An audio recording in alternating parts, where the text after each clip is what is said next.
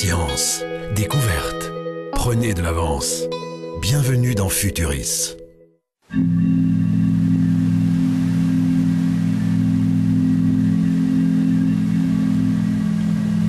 Il y a 40 ans seulement se trouvait ici une mer. C'est à présent l'un des lieux les plus secs du Kazakhstan et de l'Asie centrale.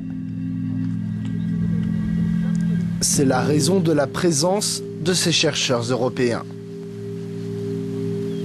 Le lac d'Aral était une île de fraîcheur entre deux déserts, le Karakoum et le Kousoulkoum.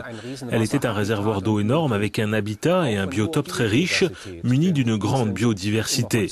Maintenant, on appelle l'ancien lac l'Aralkoum, le désert d'Aral. On en voit des signes partout. Le lac est devenu un autre désert.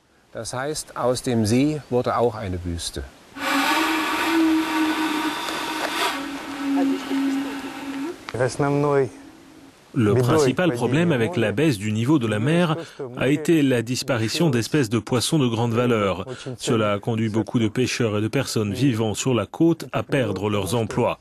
Mais il y a eu un second problème. Ce qui était le fond de la mer est à présent un dangereux mélange de poussière, de sel, d'aérosols et de produits chimiques qui s'envolent avec le vent. Leur propagation a détérioré la végétation à 150 km alentour. En fait, la désertification de toute la région a ainsi commencé.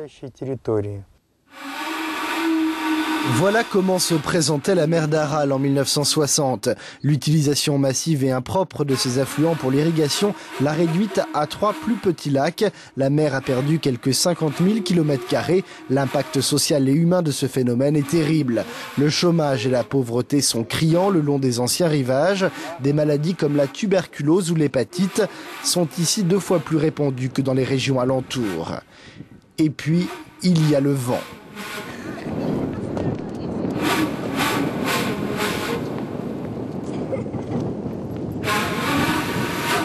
Fréquemment, des tempêtes de poussière traversent l'ancien fond marin, emportant au loin du sable, du sel et des produits chimiques utilisés pour l'agriculture.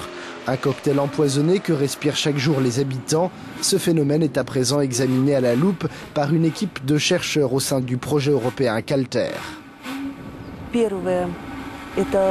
D'abord, nous voulons comprendre ce qui se passe avec les tempêtes de poussière ici en Asie centrale et particulièrement autour de la mer d'Aral, parce que les dernières études se sont arrêtées après l'effondrement de l'URSS. La poussière ne connaît pas les frontières politiques. La poussière d'ici peut virtuellement se déplacer vers l'Europe ou d'autres régions du monde. Nous voulons savoir quelle quantité de poussière et de sel s'envolent, leur composition, leur direction. Ensuite, nous voulons proposer des solutions pour atténuer les conséquences de ces tempêtes de poussière.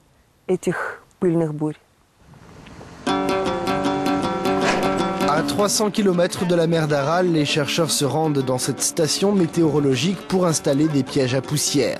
Les particules capturées pendant les tempêtes de poussière sont ensuite pesées, mesurées et analysées. Les scientifiques estiment que les tempêtes peuvent transporter jusqu'à 400 kg de poussière par hectare chaque mois dans des endroits comme celui-ci.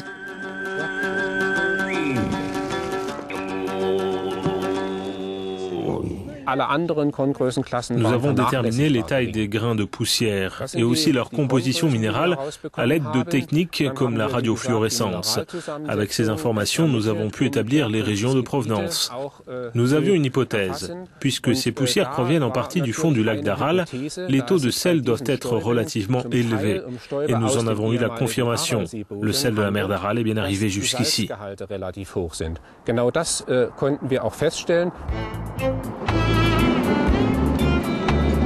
La recherche des poussières se poursuit à 1300 km de là, au sud-ouest.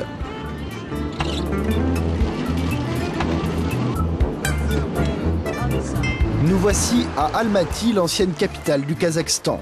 Au Centre national de recherche spatiale, les tempêtes de poussière sont observées de près grâce à des satellites. Ces tempêtes constituent un élément clé du changement climatique. Répandue dans l'atmosphère, la poussière rafraîchirait la surface des océans et empêcherait notamment le déclenchement d'ouragans.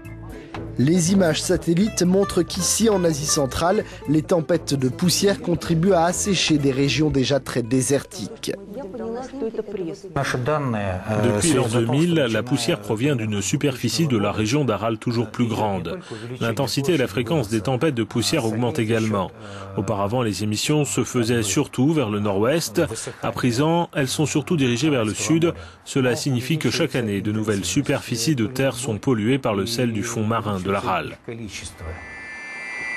Les chercheurs souhaitent également comprendre les dynamiques internes des tempêtes de poussière, leur volume, leur vitesse et leur densité, la façon dont elles se forment et s'éteignent.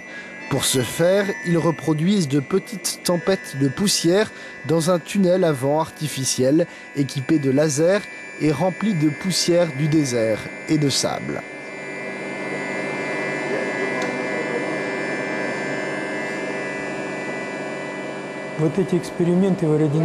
Ces expériences nous ont permis de comprendre quelle quantité de sable s'envole suivant les différentes vitesses du vent. Nous savons à présent que les particules de sable avancent comme dans une avalanche. Les plus petites particules se soulèvent et entraînent de plus grosses particules qui en entraînent elles-mêmes de plus grosses, etc. Nous savons aussi que la concentration maximum de sable s'élève à quelques fractions de millimètres. Plus il se trouve haut dans l'œil de la tempête, plus la densité de poussière est faible.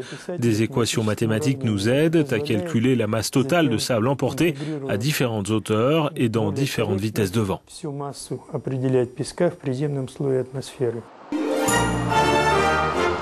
De retour au désert, les scientifiques étudient différents sites géologiques. Ils sont convaincus qu'autour de la mer d'Aral, une désertification due à l'action de l'homme amplifie les tempêtes de poussière et assèche les régions alentours. Un cycle infernal contre lequel existent pourtant quelques solutions préventives.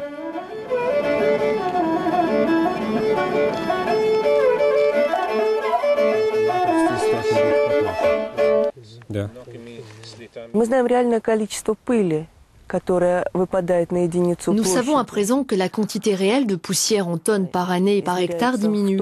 Nous connaissons la composition chimique de cette poussière. Nous savons aussi d'où elle vient.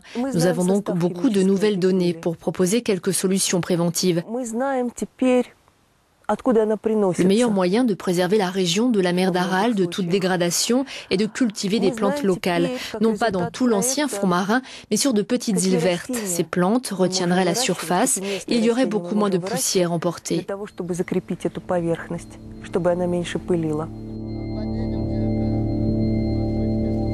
Les scientifiques espèrent aussi que leur travail aidera à mettre en place un système d'alerte des risques écologiques en Asie centrale.